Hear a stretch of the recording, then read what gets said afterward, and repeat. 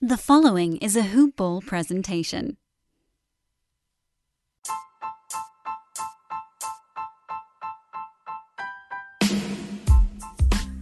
Dun-dun-dun-dun-dun-dun. I'm going to spare you guys, but surprise, welcome back. It's the Hoop Ball Lakers podcast with your main man, Ethan Norof. And if you can't remember me because it's been so long since the NBA took a hiatus, now we back in action. And I'm a name to remember, just like this podcast. We're here on the Hoop Ball Lakers podcast. Of course, you can find us on Twitter at Hoop Ball Lakers, part of the Hoop Ball Family Network, at Hoop Ball Tweets, at Hoop Ball Fantasy. You can find me on Twitter at Ethan_Norof. And I am very, very, very happy to say that the NBA is coming back. By the time that you listen to this podcast, we will have a ratified plan to return to action. The Lakers will finally have a season again, and we can start talking about a potential championship. But before we get into all of that, I just want to say one thing. There are obviously much, much greater circumstances happening in our world right now beyond basketball. So we are all very excited that basketball is back, but it will not be an excuse to ignore what is happening in this world. I, for one, am very grateful, very honored, very humbled to root for a league that is led by a dedicated commissioner who communicates with perspective, who acts with purpose, who listens to understand and not just to respond, and is really at the forefront of making sure that his players, the league, and the well-being of the culture is always prioritized. Because where's Rob Manfred right now as baseball can't get its act together? Where is Roger Goodell right now besides hiding behind the shield of the NFL? And if you know the name Gary Bettman, well, we don't even have to say much more than that. That name speaks for itself. But I am very grateful that we can all be involved in this league, even as fans, and to root for a league that is at the forefront of social advocacy, that has players, key influential players, superstar Hall of Fame players who use their voice in a positive way to impact positive change and who are unafraid to change the status quo. We have to embrace these difficult conversations. We have to look ourselves in the mirror and examine what our role or roles is or are in these patterns. There is a systemic oppression of the Black community that has continued for too long. And I myself, as a white man, will never ever know what it is like to be a person of color. I will never speak as if I have had that experience or will have that experience. So what my role is to sit here and to listen, to educate, to spread awareness, to amplify the voices in the Black community that are desperate to be heard. It was not an unfortunate loss in the Black community. It was a cold-blooded murder. Let's call it what it is. Okay? As you could tell, this topic fires me up. And it should fire you up too. Because this has been going on for too long. And too many people continue to sit on the sidelines and say, well, it doesn't affect my life. So, I'll root from the sidelines. That's garbage. It's absolutely garbage. All right, and in terms of the Lakers, we're fortunate enough to root for a team and for a player in LeBron James who has no problem making sure that he's heard, who uses his tremendous platform, his tremendous purpose, and a tremendous opportunity to spread awareness and education. It is very, very, very refreshing to root for somebody who uses their platform to spread a positive purpose, to impact real change. And now in what has felt like months of waiting, because that's what it has been. It's really felt like years of waiting, right? We finally know that by the time you listen to this podcast, the NBA will be back in action, okay? And if you're just sort of waking up going, what? Let me break it down for you, all right? Shout out to my guys over at Hoops Rumors. They do an excellent job of aggregating data, news, breaking down key points. They've created a little cheat sheet here that I'm going to use to educate all of you, okay? So once the NBA's plan to return to play is officially approved, the target date for the resumption of the season is going to be July 31st. And if you're sitting there saying, well, it's the first week of June, that still feels like forever from now. Remember, it's going to come quick, okay? Summer months always fly by. So it's going to come quick, especially if we have a training camp 2 to 3 weeks before the season starts and we start getting some actual basketball news. It'll come a lot faster than you think. So we're going to have a bubble city, okay? The plan is for all the games to be played at Walt Disney World in Florida, okay? They're going to all be in this giant bubble. They're all going to be a bunch of bubble boys, so to speak, okay? There are 22 teams that are going to return to participate. And you might be sitting there saying, well, 22, aren't there 30 teams? How'd they come up with 22? Well, here's exactly how. You take the 16 that are currently in playoff positioning. Of course, the Los Angeles Lakers sitting at the very, very top of that Western bracket. And then you have 6 additional teams. And the reason these 6 additional teams are being invited is because they're within 6 games of a playoff spot. Those 6 teams, of the 6, 5 of them are in the Western Conference. That's Portland, it's New Orleans, Sacramento, San Antonio, and Phoenix. The 6th one is the only Eastern Conference team, and believe it or not, in a season that's felt like everything has gone wrong for them, it's the Washington Wizards. Okay? So that tells you all you need to know about the Eastern Conference bracket, but that's a joke we'll save for another day. Okay? So for the teams that are not in that mix, that's the Hornets, the Bulls, the Knicks, the Pistons, the Hawks, the Cavs, the Wolves, and the Warriors. Don't sleep on that last team, the Warriors. They won't be a part of this. They're done. Their seasons are over. Okay? They're done. Done playing. Bye-bye. And the reason for this is because by isolating 22 teams instead of 30, of course, you're, in theory, reducing the overall risk in terms of the spread of COVID-19, right? The 22-team format does 2 things for us. It allows to play a regular season schedule rather than jumping directly to the postseason, which has been, something that a lot of teams have had reservations about. And I think it's important that there is a regular season sort of reset before the postseason begins. And 2, it allows the NBA to experiment with a play-in tournament. And we'll get to that in just a second. And I'll add a third reason. The third reason, we all know what it is, right? It's money. Okay? The difference between going straight to the postseason with 16 teams versus finishing out the season with 22 is hundreds of millions of dollars in revenue. Don't sleep on that. Okay? Money is always a factor. To sit here and say, oh, it's not about the money, it's about the safety. Bullshit. Okay? It's about both. So don't get that twisted. As we move forward with this play-in tournament, here's the very interesting thing that's going to happen, right? So teams are going to play 8 regular season contests, okay, between July 31st and whenever the playoffs start in August. So it's going to be a short window before the playoffs begin, okay?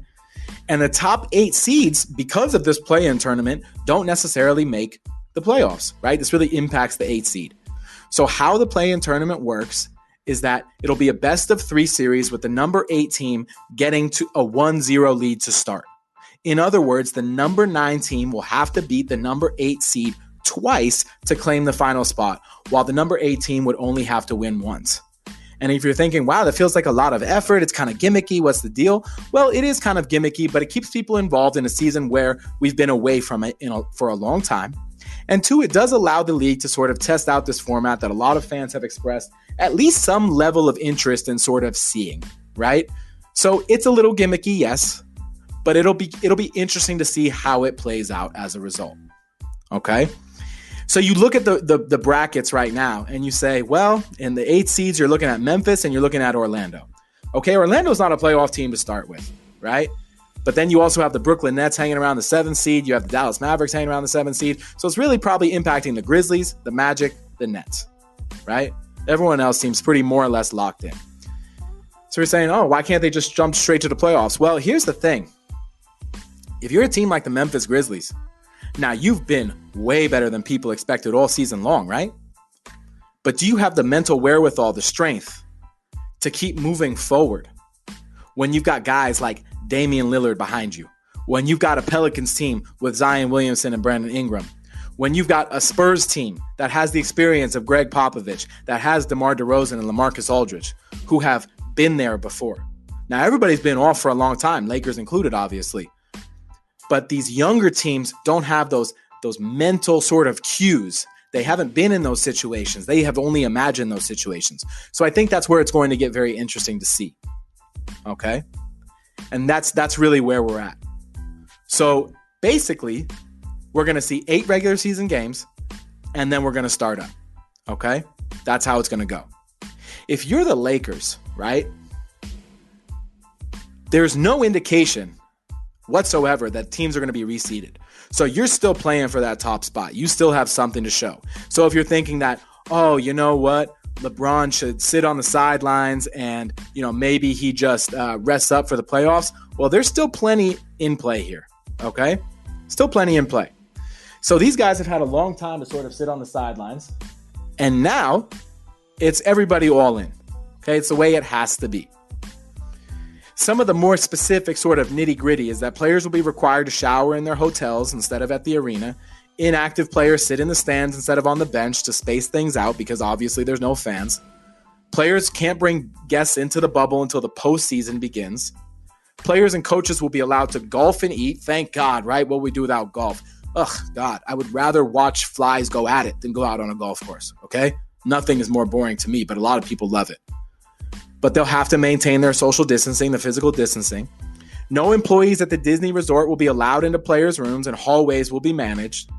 And players and others will likely be allowed to leave the bubble, quote unquote, and will be tested upon returning. So it's sort of a semi-bubble. Still a bit of not quite clear as to what's going to happen.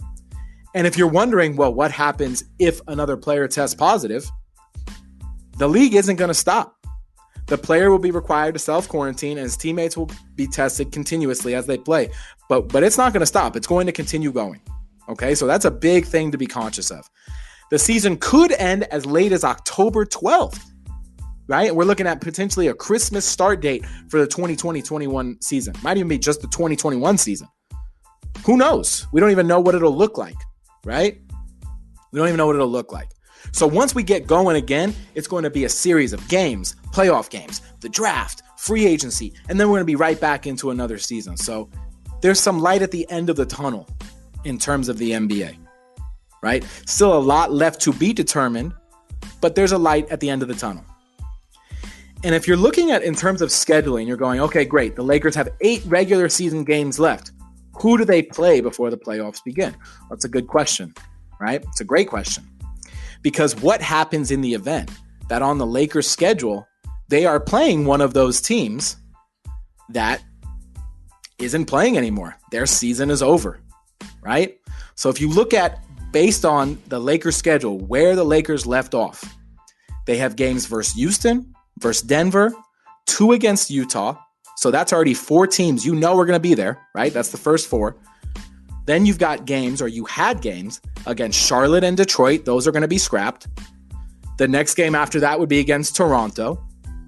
The next game after that would have been against Cleveland, but that's going to get scrapped. Then it's Washington. Minnesota is no longer in the mix. So then it's the Pacers and the Kings. So Houston, Denver, Utah twice is 4. Toronto is 5. Washington is 6. The Pacers are 7. And the Kings are 8th. Okay? That's the Lakers schedule going forward. So those first 4 games, they're going to be challenging, right? It's the Rockets, it's the Nuggets, and the Jazz twice. Okay? Think there's going to be a little bit of trepidation when the Lakers play the Jazz, given that Rudy Gobert's positive test shut down the whole league? Yeah, I would think so, right? There's going to be a little bit of trepidation. And I'm going to be interested to see how teams sort of come out to play, what the style of play is like, what it looks like. Are guys scared to defend as closely? Is it going to be more casual? Because if it's out here reminiscent of the All-Star game, it's going to be a watered-down product. Now, depending upon who you talk to, everybody has some level of concern, but ultimately the goal is the same. We want to see basketball. Some basketball is better than no basketball. I think that's a general consensus at this point, right? My question is, if you're any of these players from these teams who are going back into this bubble to play, and you yourself are a high-risk player, or you have family members, right? Now, granted, you're in a bubble, but you have family members, or you're living in an immunocompromised home. Are you hesitant? Are you worried? Is there any potential for you to sit down? So as much clarity as this proposed plan offers, there are still definitely questions within it. Okay? Now let's bring this back to the Lakers. Okay? Let's bring it back to the Lakers. The Lakers, I'm fascinated to watch them for a couple reasons. One is because just a few days ago, I said to a buddy, I said, hey, remember Dion Waiters and Markieff Morris are on the Lakers? And he goes, holy shit, I totally forgot. Right? So there are pieces of this Lakers team we have not yet seen. And so that is very interesting. I'm curious to see how or if they'll be integrated. Frankly, from a personal perspective, I'm interested in seeing Alex Caruso. No, it's only a joke, okay? We love the AC unit, but of course I want to see LeBron James and Anthony Davis on the same court. That's what it's been about this entire Lakers season, right? It's been about seeing those two guys on the court together, balling out together and moving forward as teammates in what I would call, when they're operating at maximum capacity, the NBA's most deadliest 1-2 punch. Okay? The NBA's deadliest 1-2 punch. That's the reality of it. So if you're the Lakers, any lingering injuries should have subsided by now. Any lingering concerns should have subsided by now. And any ability to come together, right? I mean, the Lakers were gelling before this all happened. The Lakers were arguably playing some of their best basketball of the season. Just before the Lakers lost to the Nets, before the season started, the Lakers had beat the Clippers, the Bucks, the Sixers, and New Orleans with Zion. That was at New Orleans, which is why I bring that up. Okay? And obviously with Anthony Davis, you'll always know those New Orleans games are going to mean something. Okay? So Lakers have been playing arguably one of their best stretches of basketball of the season. In fact, from February 8th to the time the season stopped, that was March 10th was the Lakers' last game. Lakers lost 2 games over that whole stretch in a month. 2 games. So can the Lakers just pick back up and keep going? Or will it take some time? That's a question that I have, right? There is not really an opportunity for load management, quote unquote, at this point. So does that mean LeBron plays 35 minutes a night? Does that mean Anthony Davis plays 35 minutes a night? How's Anthony Davis' shoulder, by the way? Is that still a concern? Right?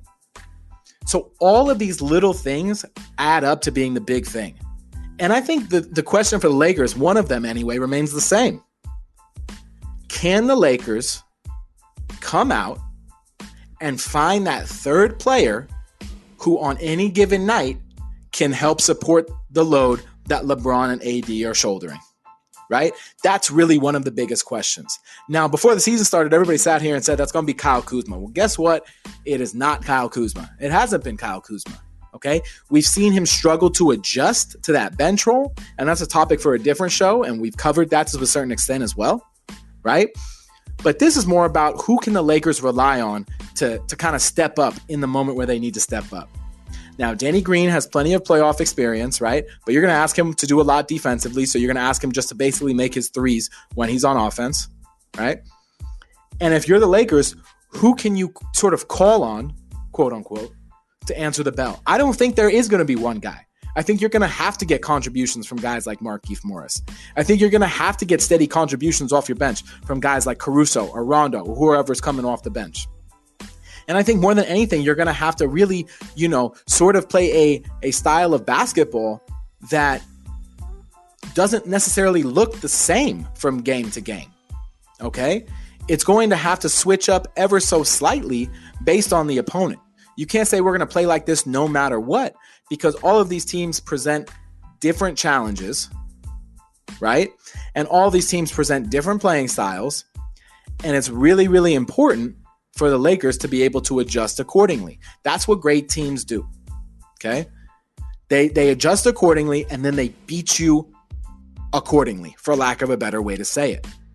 Okay? It's not just we're going to come in here, we're going to do what we're going to do no matter what. You have to have that flexibility in order to maneuver properly. Now, don't get that confused, because I've sat here on the same show and said, look, one of the biggest criticisms I have of the Lakers is that too often they play the style of basketball that their opponent wants to play. That's not what I'm sitting here saying that they should do. What I'm saying is, based on the style of basketball that their opponent plays, the Lakers have to be able to adjust as necessary. If there are no adjustments required, fantastic. But when there are adjustments required, it is imperative, and I mean imperative, that the Lakers make those adjustments and then continue to play to their strengths. Lakers aren't a team that's going to get up and down in a quick-footed run-and-gun style of basketball with any sort of level of sustainability. Okay? Lakers can execute in the half court. I'd like to see more of that personally. That would not be the worst thing in the world. It would also help to maybe preserve LeBron. Maybe help slow down for Anthony Davis a little bit.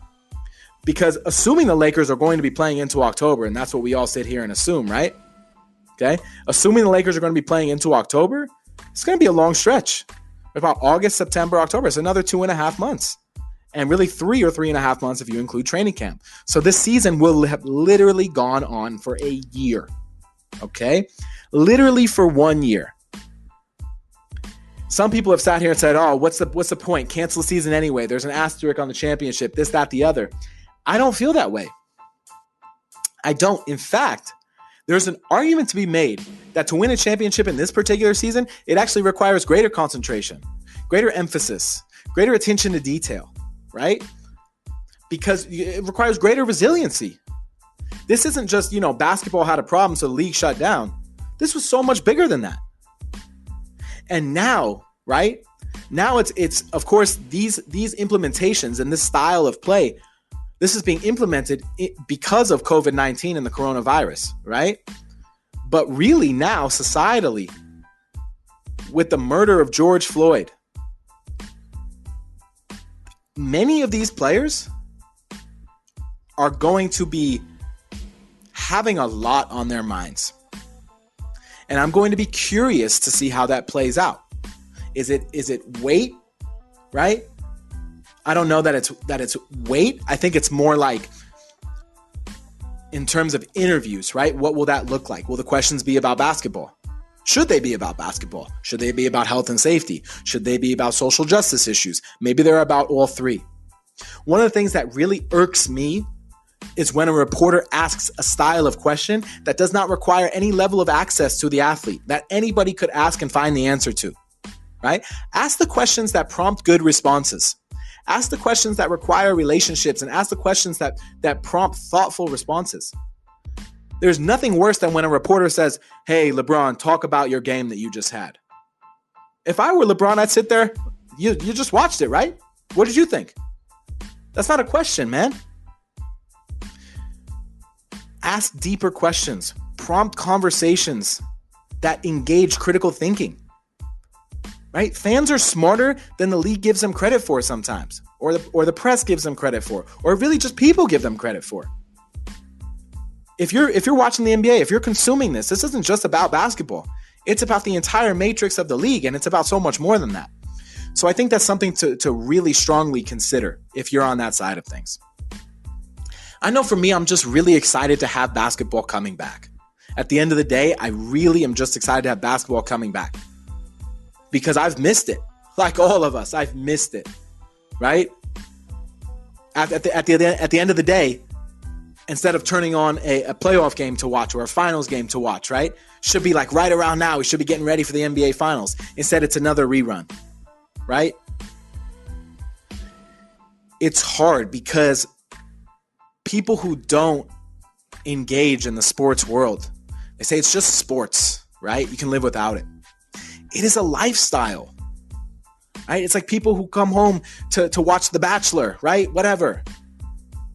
It's a lifestyle that you engage in. So when there's an absence of it, you miss it. And I get that. We're all here because we want to consume basketball. We enjoy seeing the best athletes in the world go head to head. Do I have questions about the plan? Sure, everybody has questions about the plan, right? I work in a school. You think people don't have questions? You think I'm not used to questions? Come on, man. If I got paid for every question I'd be a millionaire and retire 5 years ago, right? It's about having solutions or potential solutions when those questions or issues arise.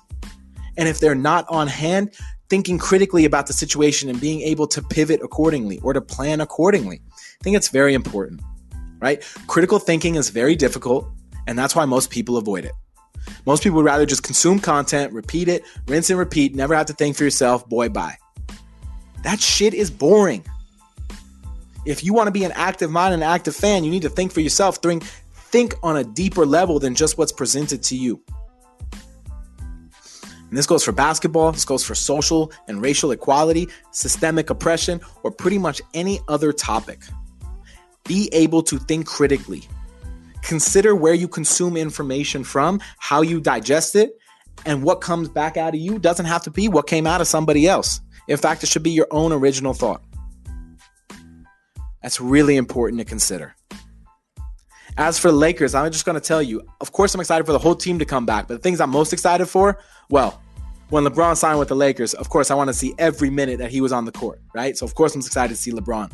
Anthony Davis is still the first year of AD in purple and gold. We still have AD's free agency ahead, which feels like a storyline from 5 years ago, but it's still right ahead of us. So I'm excited for that.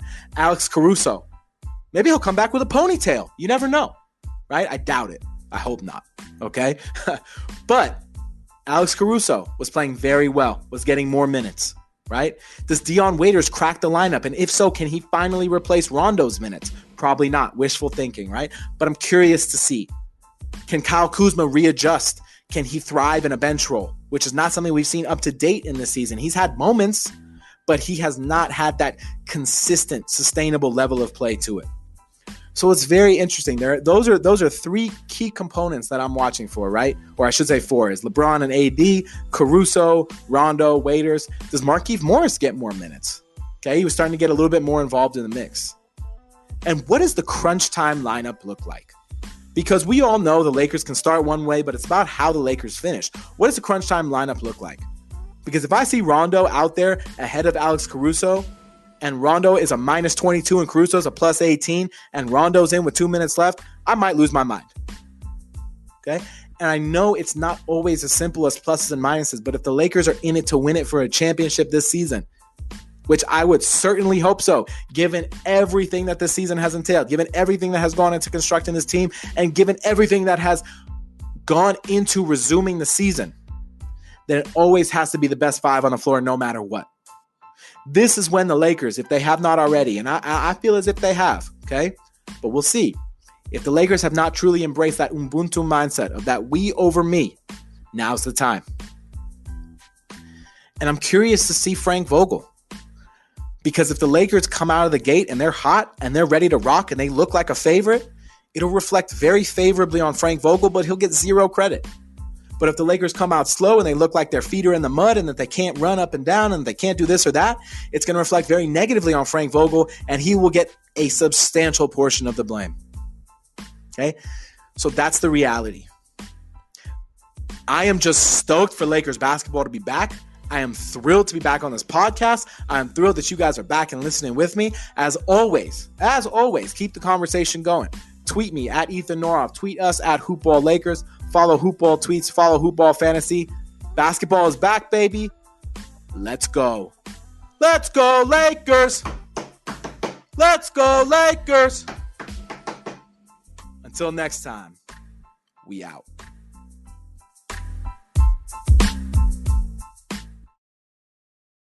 This has been a Hoop Ball presentation.